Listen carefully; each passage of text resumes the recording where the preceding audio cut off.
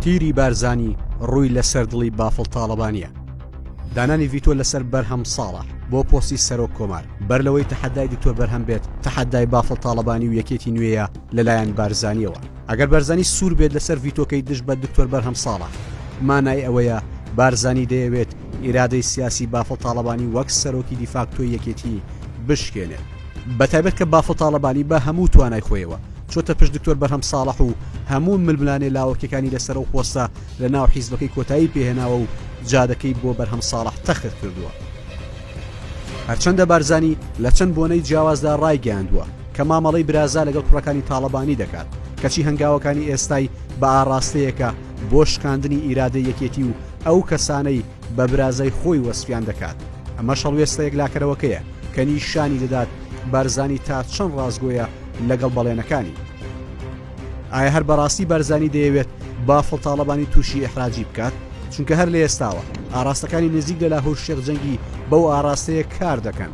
خولی پێشوو لاهور شێخ جەنگی هۆکار بووە بۆ بردنەوەی ئەو پۆستە بۆ یەکێتی و بەرهەم ساڵح و شکاندنی ئیرادی پارتی لەو بابەتەدا. بەڵام ئەم جارە کە چارەنووسی پۆستەکە کەوتۆتە دەست بافڵ تاڵەبانی ناتوانێت ئەو کارە بکات. بۆیە بە هەموو پێوەرێک ئەم هەڵوێستەی پارتی و بەرزانی بە تەواوی بەدلی لاهور شێخ جەنگیە و ئاوکردنە ئاشی ئەوەوە. بەتایبەت کە لاهوریەکان پێیان وایە بەرهەم ساڵح لەو ڕووداوانەی ناویەکێتی پشتگیری نەکردوون و بێلایەنی هەڵبژاردووە. لە بابەتی سەرۆک کۆماردا گرنگتر لە پۆستەکە بۆ یەکێتی گرنگە ئیرادی خۆی نیشان بدات و ئیرادەی سیاسی خۆی تەسلیمی هیچ کەسێک نەکات بە پارتیشەوە، چونکە وەرگرتنی پۆستی سەرۆک کۆمار بە مەرج و ڤیتۆی پارتی نەبوونی لەبوونی باشترە و یەکێتی دەباتە بەردەم بەرپرسیارەتی شەرعەت و ئیرادەوە کە ئەوە بۆ یەکێتی جەنگە گەورەکەیە. تەنانەت ئەگەر یەکێتی هەمویان بە یەکگرتووی پێکەوە بن و ململانەی سەرۆک کۆمار بە پارتی بدۆڕێنن، هێشتا لە قازان ژیانە.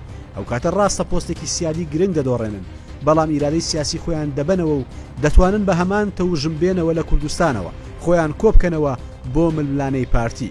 پارتی بەو دژایەتی و ڤیتۆی ڕایگەیاندووە بێ ئەوەی ئاگای لە خۆی بێت خەریکە بەرهەم ساڵح دەکاتە پاڵەوانێکی گەورە و وێنەیەکی بۆ دروست دەکات کە تەسلیمی ئیرادی پارتی نەبووە.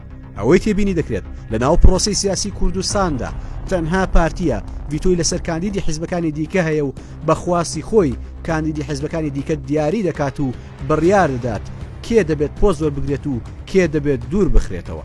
ئەوەش بابەتێکی مەترسیدارە و جگەلەوەی سوکایەتی بۆ حیزبانە شەڕی شکاندنی ئیرادە و بڕیاری سیاسیە کە باوەڕ ناکرێت بافڵ تاڵەبانی لە دوای هەستکردنی بە نەشئەی سەرکەوتنەکانی ئەم دوایەوە بە ئاسانی ملی بۆ بدات.